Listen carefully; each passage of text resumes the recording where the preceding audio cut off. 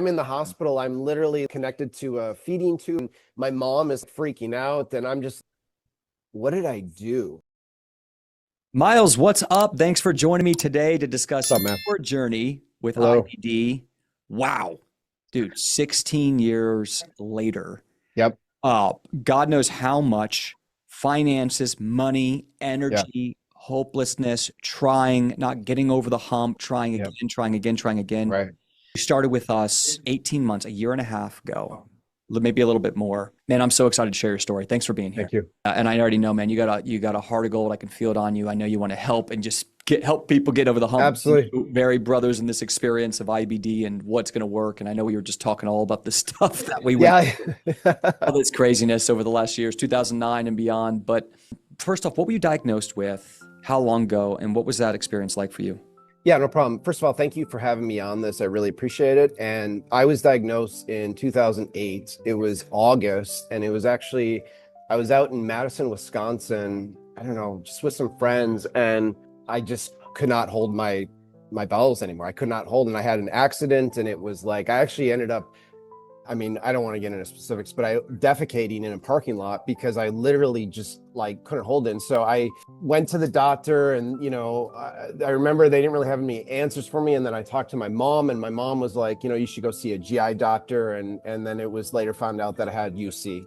Yeah. And I know nothing about UC. I didn't know what it was. And that was, I think I ended up seeing a doctor back in September. So the month after. Yeah. That was very similar to me. I know a lot of people listening, like just these bit of shameful experiences, especially us with that UC where we have an inflamed colon where you can lose control of the bowels. Happened to me hundreds of times as well. So we all get that. And I mean, a long time. And then we're talking about 14, 15 years before we were nothing, me and you were both sick at the same time. And it was a long time before you ever considered S.H.I.E.L.D even existed, all that. For that next 10, 15 years, what was that? If you could summarize that experience, were you Oh my God. in natural medicine? Were you doing the biologics? Were you considering Oh my God. Okay. So it was first like Azicol, doing that, and then knowing that like I was getting joint pain in my knees and not really seeing any sort of like effects from that. And then they put me on isothiopurine, I think. Azathioprine. Yeah. And I remember taking that, and then that like lowering my immune system and, putting me at risk for, bacteria and some of these other, cancers and shit. Lymphoma. And right. Exactly. I think what happened was I ended up doing, I think it was called a Prezo. Yeah, it was a Prezo. It was like a time release pill. Mm-hmm. And so I had been going, a friend of mine asked me to go on a road trip to California. And I was worried about, oh man, being on the road, not having to be able to use a bathroom. So during that time, they prescribed me a Prezo, and I took it. It was magic pill syndrome. This was the first pill where I took where it was like, it literally had an effect later. And then I literally went on the road trip and I didn't have any accidents. And I was like, whoa, this is crazy. Like I'm healed. I'm doing so much better, right? And so during that time, in some respects, I sort of wish I was diagnosed later in life, because there were habits and lifestyle choices that didn't align with somebody that is dealing with a chronic issue. So I would go out, I would drink, I, was still eating gluten. I modified my diet a little bit, but this idea of like changing or not drinking at all. I grew up in Milwaukee, so that was like part of the recreation. It was like you go to the bars, you drink, and then my mom was like telling me, she's like, you won't be able to drink anymore. And me like looking at that like, okay, there goes my social life. Yep. And it got to a point where I put myself into another flare. And that was because of bad lifestyle choices and drinking. And I found myself in the hospital. The doctor said, we need to put you on really serious Remicade or, biologic and Tivio, Rinvoq, Remicade, and Flex. Right. And I'm in the hospital. I'm literally like, connected to a feeding tube or whatever. And like, they're putting like anti-inflammatories in me. And my mom is like freaking out. And I'm just like, oh my God, like, what did I do? Like, what is going on? This is crazy. Like, this is somebody that was playing with fire and not recognizing that, like, I need to take the matters into my own hand and be responsible. And that's why I say, like, if I feel like if I was diagnosed maybe in my 30s, I probably would have taken it seriously. It was really like using Remicade, and Remicade got me back to a point where I could actually like get back, my job and work and get back into like society. But it got to a point where like I was healthy healthy. And then I ended up, moving my life forward. I moved to New York. I worked for a virtual reality company there, and I didn't enjoy that. And then I ended up moving to LA. And during that time when I moved to LA, I was on, it was another, is it called like another biologic? It's like a Humira. I was on Humira. I was taking this like every week. I was doing so much dosage, but it wasn't bringing my inflammation down. And so one day, this was just like probably the dumbest decision I've ever made in my life. But I just said, I'm going to stop doing this. I'm going to stop doing this. I'm not even going to consult with a doctor. I'm not even going to I'm going to heal myself going vegan, because I saw all these people healing themselves going vegan. What you got to understand is like, I was already severely inflamed. And so I wasn't at a point where I could even consider going veganism because I was too far off in the deep end. There's a doctor, I think her name was like Pam Popper. I started consulting with her. She had worked at the Cleveland Clinic. That ended up really putting me into this, again, new flare. This was 2018. And then, I don't even think I was thinking right. I mean, my mom was like, do you want to take vitamin D? Do you want to? And I was like, I don't want to take any supplements. I think that was just the effect the illness was having on my brain, is I wasn't even thinking logically. Yeah. I was looking at medicine because she was like not really into like supplementation or whatever. That was 2018. And then by 2019, my mom was like, okay, we really need to like figure this out. And so that's where we approached functional medicine. We saw a doctor, Fond du Lac. It's like about an hour north of where I'm from. And this guy, essentially brought me back from the dead, because at that point I was 120 pounds and I was completely malnourished. I was very skinny, and this was just horrible decision-making, going veganism, not really taking supplements. This guy was he was a functional medicine doctor. He was an immunologist. So he was trying to like boost my immune system, right? Yeah. And so that looked like a lot of supplementation, putting me on low dose naltrexone, a very high dose, doing hyperbaric like 6 oxygen. milligrams? Yeah, maybe. Yeah, 6 probably milligrams that high. plus hyperbaric oxygen, probably heart chamber, 2 atmospheric pressure, plus a lot of supplements to boost up that immune system. All good stuff. What was his name? Stephen Merez, doctor. He's retired, but he's immunologist, boost up that immune system, all great stuff. Okay. And so that brought you back from the dead, started getting there. And then you joined us in 2023. What happened? I mean, did you fall again and was like? So that was, I think I saw him a supplement called, I think it's called Thanabiotic. And Thanabiotic, it's like a stool probiotic where they take people's stool and then they use that to FMT. He gave you. Yeah. And so that's what his solution was for dealing with my colitis. And at that point, I'm like, again, it's not a pill, man. It's not a pill. And this is somebody, again, that is not focused in Crohn's colitis. He's more focused on, I had bouts of Lyme disease. I had Epstein-Barr. I had some stuff going there. I'm healed from that, but obviously someone that is not really in his niche for Crohn's and colitis. And so I was dating my girlfriend at the time, and we were sort of like discussing different avenues, and I was sort of at a crossroads, so to say. And it was sort of like, okay, like, do I want to see what's online, maybe work? And I'd seen your stuff, and I'd always seen your stuff, but I had never, for whatever reason, I never really pushed, And so I was like, you know what? I'm going to just schedule a call with Taryn, and I'm going to just see what this program is all about. And so my girlfriend, actually at the time, she sat in on the conversation, and we just listened to her. And honestly, this was probably one of the best decisions I've ever made, because it was the one thing that pushed me over the finish line. And during that time, my girlfriend was talking to my parents, and she's like, I'm so happy that Miles joined this program, because she's like, it's going to be a completely different story a year from now. Yeah. And when I look back at that, I'm just like, oh my God, like, it's very hard navigating this thing, especially on your own. When I was going through it at my worst, my mom was always there to kind of support me.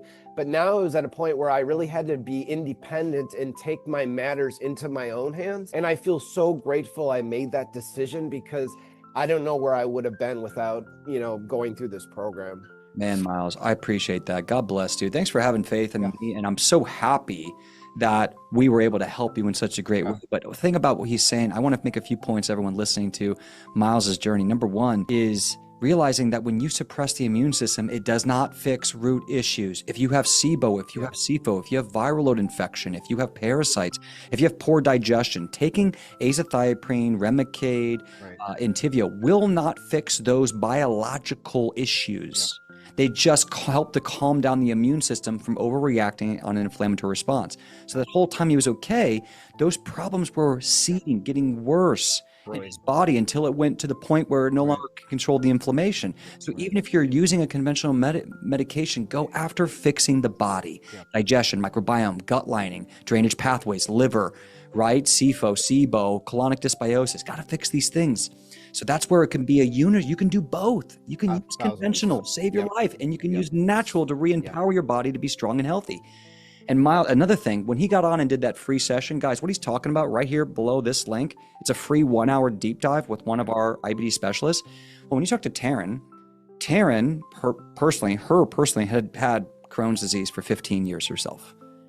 So she already knew, she had already been through it. She was diagnosed as a kid, and we're in her 30s now. And so it was like, to be able to connect with people. And I think a lot of what you're saying, Miles, too, is be around people who specialize in IBD, have IBD, a whole community of people who don't feel alone. Yeah, you get on IBD University and you're like, holy crap, there's 1,500 members here talking every single day, and everyone has IBD. And we're all talking about solutions, positivity, like we're a real community. We're not policing you guys on being able to talk to each other. And Miles, you've been a member for 18, 19 months. So at any moment, he can pick up his phone and go, oh, what's up? What's going on, guys? How's this? How's that? Or what's new at CCL? It's connected. And so I think that's something, I wanted to build for this world because I needed that. When me and you both were sick in 2010. Felt lost in the woods. Man, we were so alone with this, and it was like there's no one to talk to. And it's not like we wanted to judge anyone. I just wanted to meet someone who had been successful and pick their brain a little bit. Then we just needed a foundation, like platform. Yeah, like it's not just because it worked for them doesn't mean it's going to work for me and you perfectly. Just because that vegan worked for those people who are vegan doesn't mean we are, or carnivore, vegetarian, or like homemade yogurts or peptides or H.I.E.L.D or wild oregano versus biocidin versus berberine versus grapeseed extract, like. And that's also why we need a coach. So have a coach come in. I mean, that's what will change it. But when your symptoms, when you came in, I mean, you put a lot of work into this. You had done diets, really strict. You would work with different doctors, done a bunch of functional medicine, unconventional medicine. You had gotten yourself a lot better. Like you weren't as bad as you were. But you were, 4, maybe up to 7 bowel movements a day, some mucus, urgency, bloat, pressure, pain, and that lower sigmoid colon. I would eat. A lot of times I would have a big meal. And then I could feel that pressure right there. And it didn't hurt, but I could feel a little, probably discomfort. gas. Probably gas, chronic dysbiosis, maybe candida overgrowth in there, and just, a little swelling, inflammation. You had moderate gas, and also allergies were up there. And then you had some eczema. Oh, completely gone. Completely gone. Yeah. I look at my pictures back then, and I had this huge red, and it's funny when I look at people nowadays and I see the redness in people's faces. I'm like, dude, you're inflamed, man. Exactly. Yeah. People drinking alcohol. That's also, guys, for everyone listening, what me and Miles are talking about right now, when I do the same thing, I look at someone's faces and I'm like, bro, you might not have been diagnosed. Maybe you're having normal bowel movements, but this is telling me you need to chill out. The whole story. Yeah. You need to chill out, man. All these you have no chill, bro. Puffiness here, the redness, the rosacea, the arms. I'm like, your body's freaking out. You better watch it. One stressful event and something could happen. Those arthritic pains, that back pain, those headaches, that chronic fatigue, those are signs. Yeah. So now me and Miles walk down the street, we're healed. We go around, we're like, we just look in the mirror and we start noticing, something's going on with the body. Like, let me use my shield. I don't need to wait for a symptom. I can see, like the white tongue or bleeding gums or how the bowel movement looks. Like, you guys need to get empowered, read the body and help your friends and family. So not going on a tangent, but what are your symptoms now? I have 3 to 4 bowel movements a day. I get great sleep. No blood, urgency, no urgency. Not worried about a bathroom. Exactly. And I did a recent blood panel, Cal Protectin test. Recent blood panel is like near perfect. The Cal Protectin test was at a 7. Wow. And I'm just That's huge. I know, man. Especially if your colon was the problem.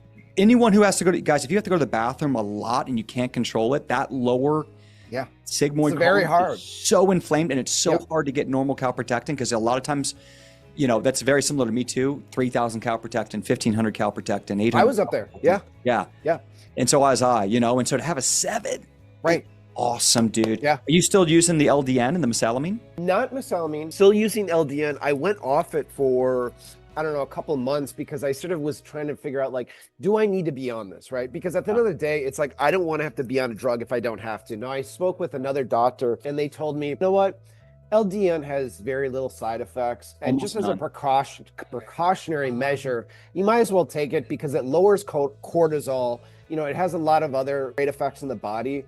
And I was like, you know what? You know, at least the foreseeable future, it might not be a bad idea, just as an insurance plan. Yeah, we don't, I mean, you know, we haven't seen massive results with LDN. I think 4.5 milligrams is usual. Usually, you know, your doctor will talk to you about dose, 5 to 4.5. You take 1 cap at night, you might get some. Oh, I'm on 4.5 now. Yeah.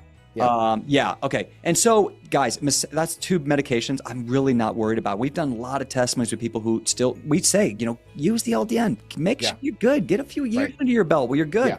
Even mesalamine, 5-ASA stomach coater, anti-inflammatory, suppository, or oral, you know, time release, something like Lialda, or just regular mesalamine. Man, those things are not really that dangerous to the body. Big deal. It's not like you raise the flag of what natural medicine's done for you, or your own empowerment, guys. Feel empowered. Hell yeah. What makes sense. So I'm not mad at it at all. Yeah. Let's do it. Let's tell the world. You know, for where you came and you're using some LDN, you're having normal bowel movements. Now, guys, what's normal bowel movements? For every meal you eat, it could be considered normal to have a bowel movement for that meal. So if you eat 3 whole food meals a day, it could be normal to have 3 bowel movements a day. It does depend on the amount of fiber. So if I'm dealing with a vegan, I'm thinking 3 to 5 could be very normal, where there's no Cal Protectin, there's no problem. I'm dealing with a meat eater, more carnivore, maybe about 1 to 2. But everyone's in there. Anywhere 1 to 3 is pretty normal. If I'm seeing 4, I'm just trying to understand how much fiber intake the person's having, okay? And obviously what's happening with Cal Protectin or your Zoomer GI map, you know, just your blood work, what's going on there. So absolutely wonderful. Man, and you did this over time. I mean, can you highlight what's something in the S.H.I.E.L.D program that you really think, for anyone listening and resonating with your case, what's been something you know, you would say was, out of everything you've done, you've been working with us for a long time, but you've been customizing your plan, tweaking all this stuff. What's one thing that's really, you think, helped change from what you didn't have before? Honestly, enemas, game changer. You know, turmeric, aloe vera juice, and even doing BPC 157, you know, KPV, peptides. I mean, peptides, man, wave of the future. I mean, all the things that do to the body. Even before I joined the program, it's like, you know, you suggesting to do turmeric in your enemas or put BPC, like nothing I would have ever considered, because that was the problem, is like, I was targeting it right then and there. You know, I was like targeting right on that area. I never even considered doing an enema, because I always thought like enema is mesalamine, or, you know, the stuff that the doctor would prescribe. But natural enemas. Yeah, exactly. Enemas have been a game changer for our community, for proctitis. It's severe ulcerative colitis. And the thing is, trying to heal the lower sigmoid colon with what you orally eat and wait for whatever that to go 28 feet through the GI tract is very difficult. But it needs to be customized to you. You know what you need to do. We have protocols in the program called colon healing therapies, and then our coaches will help customize that. Start slow, how to do it, how to be safe. You know, work on it. What do you use? When and why? BPC is more of an advanced strategy we'll consider later on. I've heard so many members, and like we have hundreds of these testimonies and what's cool, guys, if you guys come in, you can come chat or tag Miles in a post and ask him about it. And we have another member who had severe proctitis, very similar to you, but he was 58 years old when he was diagnosed. He got a perfect colonoscopy. He did an enema every day for 8 months, and he did something very similar to you. And he was like, I'm talking foot long, thick, perfect bowel. Like his colon was probably healthier than everyone else in his family. It's amazing. But he couldn't even sit down. The proctitis was so bad. You know, the bleeding was so bad. And so, man, enemas can be so great. I'm so happy to hear that. Any words of advice, people out there listening, resonating, unsure what to do, unsure where to move. They're alone with this. They've been sick. Maybe they've been sick for a decade or two, like you experienced. What would be your advice to that person out there right now? I am a follower of Joe Dispenza. And Joe Dispenza has a lot of great insight in terms of dealing with some of these chronic issues. And what I've realized is the biggest thing that you can do when it comes to your healing is shift your identity. Because when you shift your identity, the illness no longer can exist in that new identity. And this is exactly another way how you manifest, because you don't get what you want, you act like that person. And I know that there's a lot of people, when they go through these things, that's very challenging. It's very difficult to sort of you just got to keep showing up. You show up. It's a consistent game. And if you follow everything that Dane suggests and follow and connect with the people and just put your foot forward, one foot after the next, every day, you are going to see results. And a lot of it too is like surrounding yourself with a community, building off of everybody's encouragement and just connecting with those people. Because again, as you and I were, we felt lost in the woods, but that's your true North Star and your beacon of hope to making sure that you can persevere through such difficult times.